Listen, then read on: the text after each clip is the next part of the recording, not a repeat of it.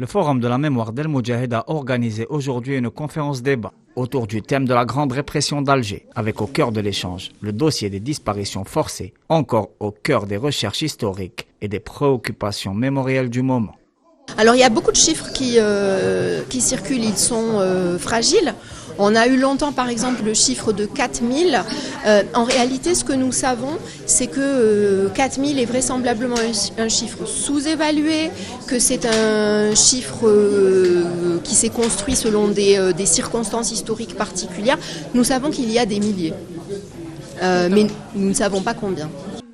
À l'exposé fouillé présenté par les conférenciers, se sont agrégés des témoignages de familles de disparus, victimes de la terrible répression perpétrée par l'armée coloniale. Le dossier de la reconnaissance des crimes coloniaux a également été évoqué, ainsi que les limites jalonnant cette dimension encore centrale dans les relations bilatérales entre Alger et Paris.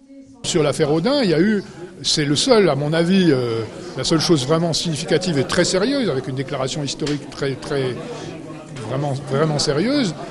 Pour le reste, moi, je suis de ceux qui pensent que ce sont des petits gestes à but électoraux pour satisfaire telle ou telle prétendue communauté.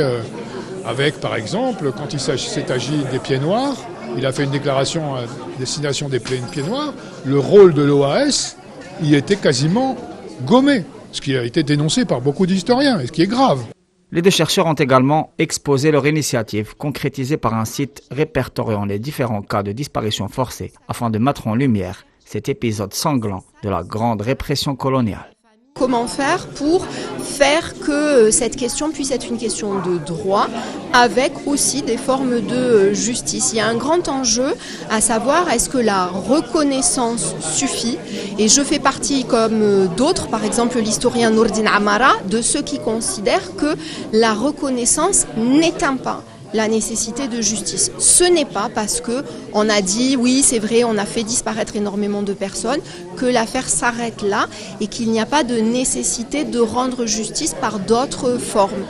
Le Forum d'El Moudjahid a également été l'occasion d'animer un débat profond sur les différents thèmes inhérents à la question mémorielle, toujours au cœur des préoccupations sur les deux rives de la Méditerranée.